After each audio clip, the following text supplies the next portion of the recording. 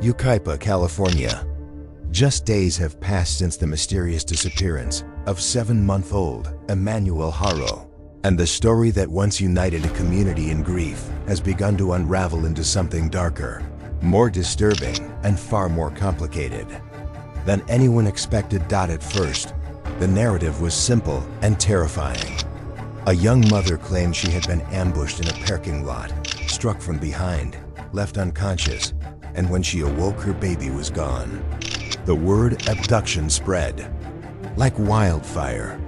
Neighbors rallied, police launched an urgent search, and the story gripped the entire nation. But now, the cracks are beginning to show. Investigators working the case have quietly admitted what many already suspected. Rebecca Haro's story is not consistent. Medical records show that her injuries were far too minor to match the violent assault she described: a swollen eye, some bruising. Nothing that explained being knocked unconscious in a crowded parking lot. The timeline she gave doesn't align with witness accounts. Even more troubling, the surveillance cameras overlooking the shopping strip revealed no evidence of a stranger lurking. For detectives, this changed everything. What began as a desperate race to find a kidnapped child has shifted into a careful unraveling of a story that may never have been true. The sheriff's department has confirmed it plainly. Foul play cannot be ruled out. That sentence alone is enough to strike fear into the heart of any parent. It means that the possibility is no longer about a faceless kidnapper. It is about the people closest to Emmanuel. And when detectives turned their focus inward, toward the family itself, another revelation surfaced that deepened the shadows hanging over this case. Emmanuel's father, Jake Haro, is not the man the public first imagined him to be. Records reveal that just 2 years earlier, in 2023, he was convicted of felony child cruelty, a crime that speaks volumes about the dark struggles hidden inside their home. Now, with Emmanuel missing, Jake faces a probation violation hearing. What was once seen as a father's desperate plea for his child's safe return has been clouded by a criminal history that cannot be ignored. The community's reaction has been complicated. In Yucaipa, neighbors gathered for a candlelight vigil to honor Emmanuel. Hundreds held candles, their flames flickering gently in the summer night air. Teddy bears and flowers lay on the sidewalk. Missing posters were taped to light poles and storefronts. Strangers prayed aloud. Parents clutched their children closer, and the name Emmanuel echoed in the darkness. For a brief moment, the town seemed united in love and grief. But beneath the soft glow of candles lies an undercurrent of doubt. Some whisper that Rebecca's tears are not the tears of an innocent mother. Others question how Jake, a man once convicted of cruelty toward a child, could suddenly be the face of heartbreak on national television. Trust has been broken. Faith is slipping. The vigil became not just a plea for a child's safe return, but a mirror reflecting the deep unease now gripping the community. For many Americans watching this case unfold, the story has begun to feel hauntingly familiar. In 1994, Susan Smith claimed her 2 young sons were taken when a black man hijacked her car. The truth, as the nation would soon learn, was that she had strapped her children into that very car and rolled it into a lake. In 2008, Casey Anthony told police that her daughter had been kidnapped by a nanny named Zanny. Weeks of lies unraveled into one of the most infamous trials in American history. In both cases, the comparisons are chilling. A missing child. A mother whose story does not match the evidence. A father whose past raises red flags. The press conferences, the tears, the desperate appeals for help, so many elements that echo cases Americans know all too well. And that is why this story has captured so much attention. It is not just about one missing baby. It is about the uneasy question of whether the people sworn to protect a child may, in fact, have been the ones to harm him. Meanwhile, detectives continue their search. They have canvassed the neighborhood with K-9 units, flown helicopters over dry hills, and combed through the Haros home for any sign of the missing child. Forensic teams have gone over Rebecca's truck, searching for fingerprints, fibers, anything that might explain what happened in those critical minutes. But as the days drag on, the leads grow colder, the evidence thinner, and the possibility of finding Emmanuel alive slips further away. Inside the investigation room, maps of Yucaipa are pinned to corkboards, red circles marking every potential sighting, every search area. Emmanuel's photo, his wide eyes, his crossed gaze, his tiny smile stares back from posters taped to the wall. Detectives know they are racing against time, but now they face another challenge, piecing together the truth from a story that may never have been honest in the first place. The public's fascination with this case has also taken a darker turn. On social media, debates rage. Hashtags like #Justice for Emmanuel and #Where's Emmanuel flood timelines, but alongside them are threads accusing Rebecca of lying, posts dissecting Jake's criminal record, and amateur sleuths building their own theories. The internet has become both a tool of hope and a weapon of suspicion. For Emmanuel, it means millions of strangers know his name. For his parents, it means millions of strangers are questioning. Through it all, Emmanuel himself remains silent. Just 7 months old, too young to walk, too young to speak. He cannot defend himself, cannot tell us what happened. His life has been reduced to a rattle left in the back seat, a blanket fallen on the pavement, and a name that in Hebrew means God is with us. But in Yucaipa, in these long restless nights, it feels like God has gone missing too. Jake has continued to appear before cameras, his voice breaking as he begs for his son's safe return. But each appearance is met with skepticism. For some, his pain looks real. For others, it feels rehearsed. And with his past now exposed, those pleas sound hollow. The same man who once stood accused of cruelty toward a child now asks the world to believe in his heartbreak. It is a contradiction the public cannot reconcile. Rebecca, too, faces the same scrutiny. Her interviews replay endlessly on local news. The quiver in her voice, the swelling of her eye, the way she clutches at Emmanuel's blanket, all studied, dissected, judged.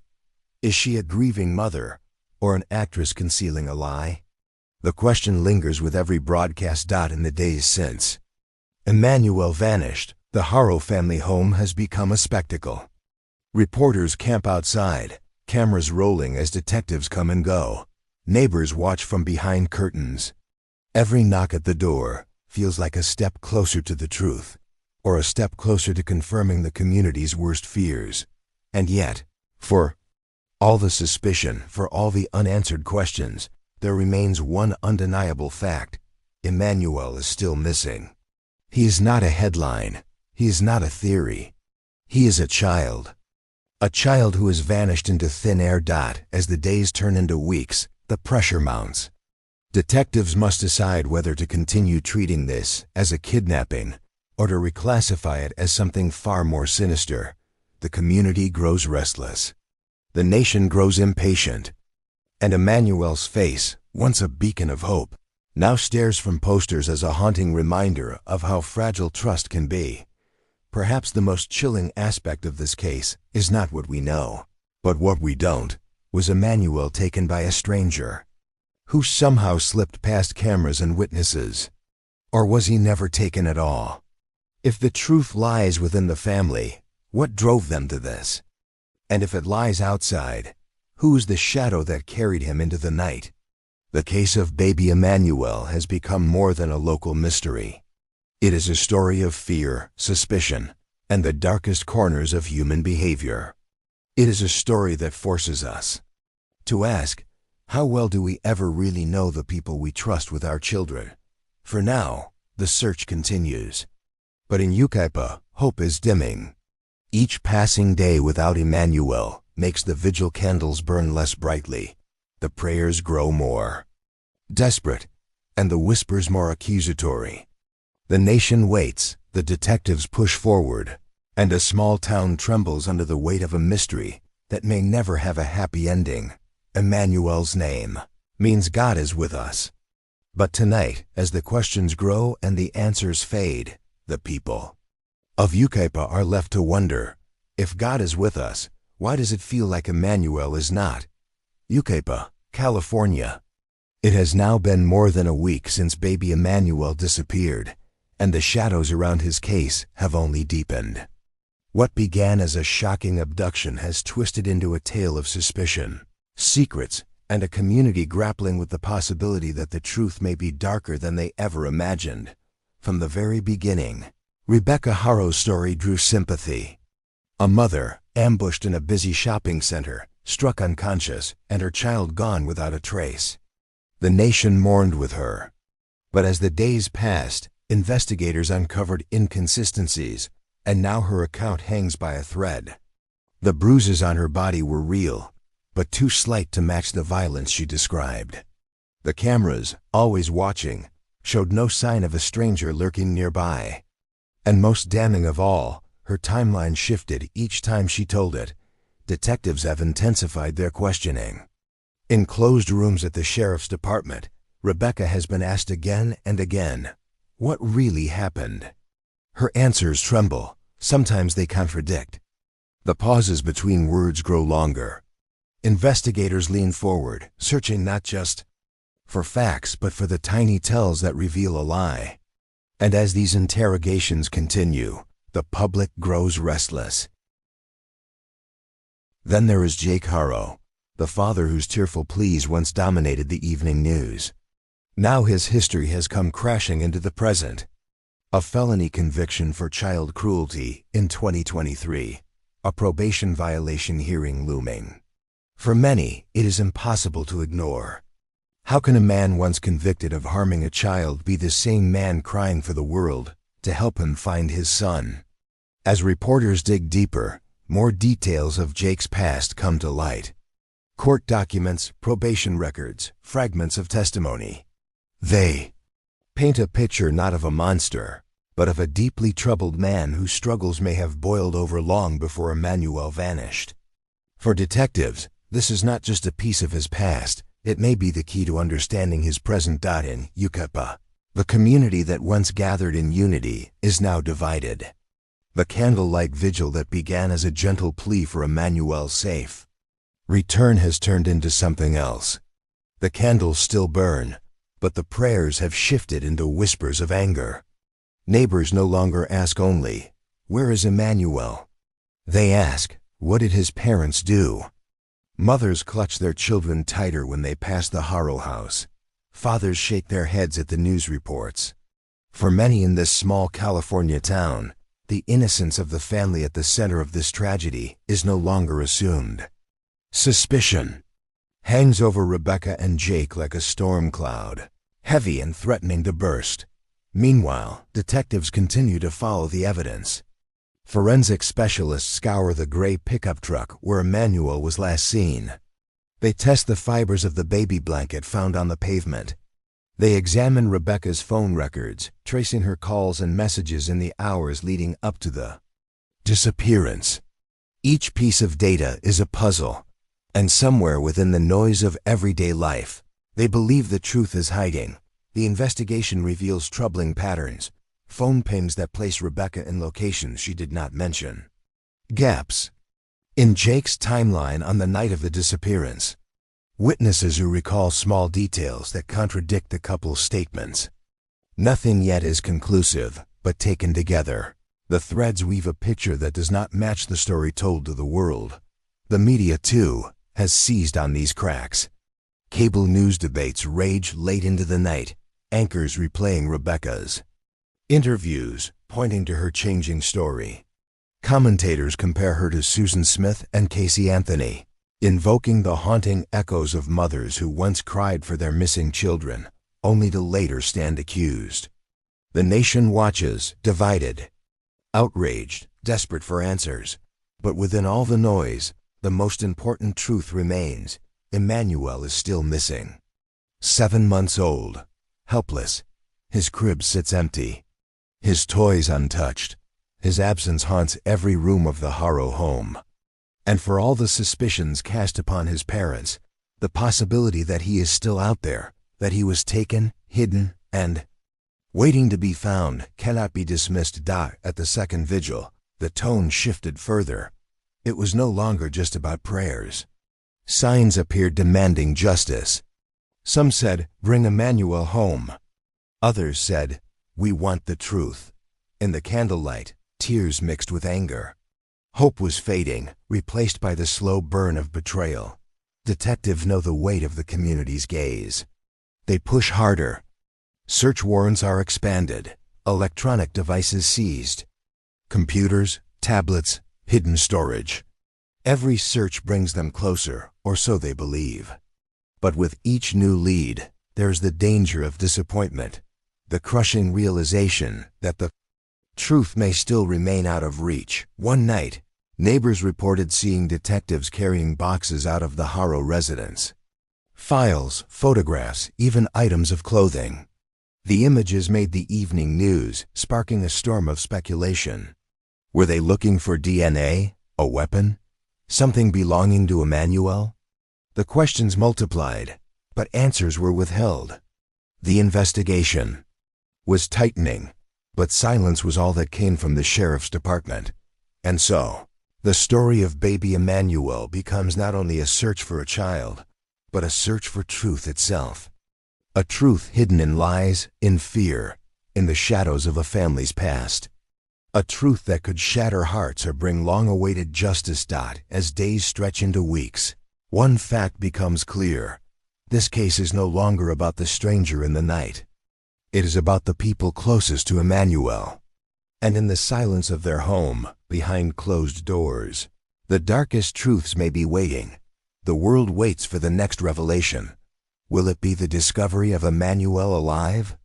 Or the unthinkable confirmation of a tragedy too painful to name? Will Rebecca or Jake face charges? Or will the evidence lead in an entirely different direction? For now, Emmanuel's face remains on posters, his name whispered in prayers. God is with us. That is what his name means. But in Yucaipa, as suspicion deepens and hope fades, the people are left to wonder, if God is with us, why has the truth not come? Yucaipa, California. 2 weeks have passed since baby Emmanuel vanished, and the case that once began as a frantic search has now grown into a storm of suspicion, anger, and doubt. What was once thought to be the work of a stranger is now seen by many as something far more unsettling. The people of this small town, the detectives leading the investigation, and the nation watching from afar are all asking the same question. What really happened to 7-month-old Emmanuel Haro? The story no longer feels like a mystery, it feels like a confrontation. A battle between truth and lies, between a family's words and the evidence piling against them. The cracks in Rebecca Haro's account are no longer small details. They are wide fractures, visible for everyone to see. And with every passing day, the search for Emmanuel is overshadowed by a darker pursuit. The search for the truth hidden inside the Haro home. The courthouse steps are crowded. Protesters and supporters stand shoulder to shoulder. Some hold candles. Others hold signs that read, "Justice for Emmanuel," and tell the truth. Television cameras capture the anger in their faces, the doubt in their eyes. Inside, detectives prepare for another round of questioning. Rebecca Haro is called back in. The room is small, dimly lit, a table between her and the investigators. Her hands tremble as she clutches Emmanuel's blanket. Detectives press harder. Line by line, they tear apart her account. Her voice wavers. She says she can't remember. She says the shock has clouded her memory. But the truth is slipping. Rebecca's phone records are placed on the table. Calls she never mentioned. A GPS ping from a road she didn't account for. The questions cut deeper. Her tears fall, but the detectives do not stop. For the first time, she asks for a lawyer. Silence fills the room. Jake faces his own battle. A probation violation hearing. Cameras flash. Reporters shout his name. Inside, His past returns like a ghost felony child cruelty from 2023. On social media, verdicts are already decided. He's guilty. Forensic experts reveal their findings. A faint stain in the pickup truck. Still unconfirmed, but whispers call it the first real break. Rebecca's GPS ping shows she was near a desolate road the night Emmanuel disappeared. Jake's phone, powered off for 2 hours. Another vigil is held. This time, prayers turn into protests. Signs demand answers. Hope fades, replaced by anger. Reporters compare Rebecca to Casey Anthony, Susan Smith. Parents whisper to one another. The truth is at home. Detectives confront Rebecca and Jake. One final time. Rebecca breaks down, trembling, then shuts down completely. Jake grows defensive, repeating he doesn't remember. Detectives know the truth is close, but not yet within reach. The case of baby Emmanuel has reached its breaking point. The evidence is mounting. The parents are cornered, but Emmanuel is still missing. No body, no conclusive proof. Just shadows. The vigil candles flicker. Emmanuel's name, God is with us, still whispered in the night. And yet, the town asks, if God is with us, why has the truth not come? Yucaipa, California. 3 weeks have passed since baby Emmanuel disappeared. The vigils that once glowed with hope are now filled with anger. The candles still burn, but they burn with frustration. The chants rise into the night. Justice for Emmanuel. Tell the truth. The storm that surrounds this case has grown louder. A storm that has turned the Haro family's grief into suspicion, and their prayers into questions. Inside the sheriff's department, detectives gather. The faint stain found in Rebecca's gray pickup truck has been tested. The results are clear. Traces of blood. And the DNA matches Emmanuel. The silence in the room is chilling. Emmanuel's name, his wide, innocent eyes now tied to that devastating fact. Something happened inside that vehicle. Forensic teams dig deeper into the couple's phones. Deleted messages between Rebecca and Jake are uncovered. Fragments reconstructed. I can't do this anymore. We have to stick to the plan. Were these frantic words of stress or hints of a cover-up? Detectives don't yet know, but they know one thing. The Haro story is collapsing. August evening. Squad cars roll quietly down the Haro family street. Neighbors step outside, whispers growing into gasps. Rebecca emerges first, pale, clutching Emmanuel's blanket. Handcuffs close around her wrists. Jake follows soon after. Head bowed, jaw clenched, he doesn't resist. Together, they are led away under flashing lights. Headlines ignite. Parents of missing baby Emmanuel arrested. Rebecca sits in the interrogation room again. This time, not as a grieving mother but as a suspect. Detectives place the evidence in front of her. The blood, the GPS pings, the deleted texts. Hours pass. Her resolve crumbles. Then she whispers, "It wasn't supposed to happen like this." The room freezes. What wasn't supposed to happen? Detectives ask. But she shuts down. Demands a lawyer. Silence. Jake, too, is questioned. He shrugs at the missing 2 hours on his phone. He dismisses the texts. His fists clench. His eyes avoid theirs.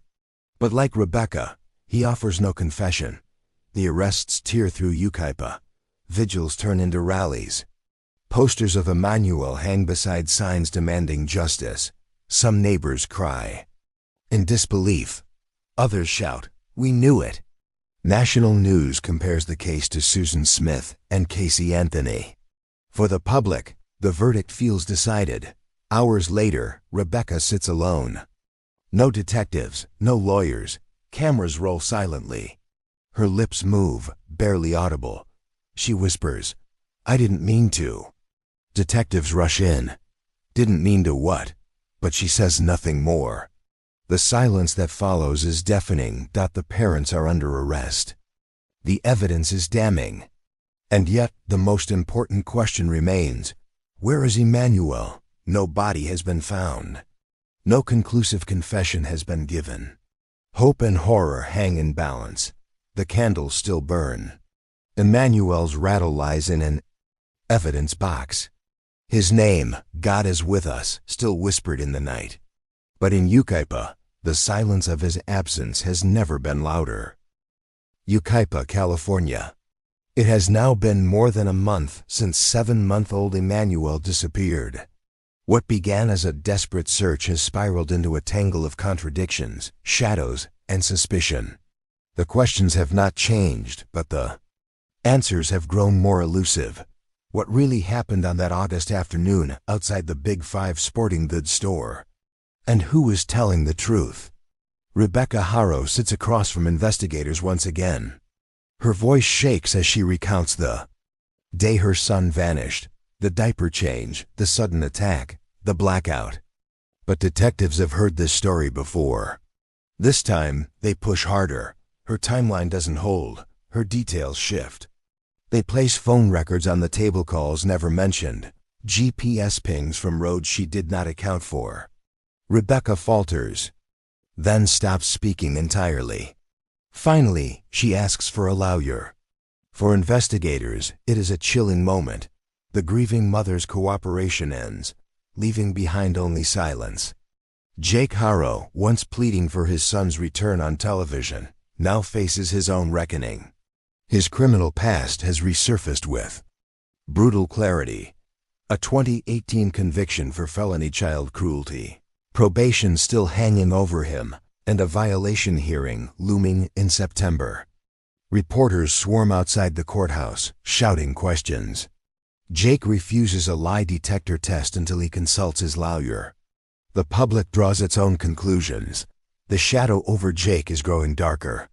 On a warm Sunday night, dozens gather in Yucaipa for a candlelight vigil.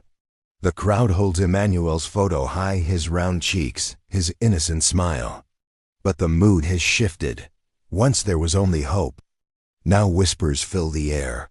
Was it really a kidnapping? Or something closer to home? The candles flicker. Some pray. Others demand justice. The community is united in grief, but divided in trust. Over the weekend, detectives arrive at the Haro residence. Neighbors watch as investigators carry boxes from the house. No one knows what was taken: electronics, clothing, or something more damning. But everyone knows what it means. The focus of the case has narrowed. The search for Emmanuel is now inseparable from the search for truth inside his parents' walls. Authorities announce to the press, there are inconsistencies in Rebecca's account. Foul play cannot be ruled out. The words ripple through Yucaipa like thunder. For many, it is confirmation of what they already feared. For others, it is the most terrifying possibility, that Emmanuel's disappearance is not the act of a stranger, but the result of a family's darkest secret. Weeks have turned into a month, but Emmanuel's crib remains empty. His toys untouched. His rattle lies in an evidence box. His name, Emmanuel, God is with us, is still whispered at vigils. Still painted on signs, still written on posters plastered across California. But the question lingers heavier than ever. If God is with us, why has Emmanuel not been found? The fractured story of his disappearance grows darker with every detail.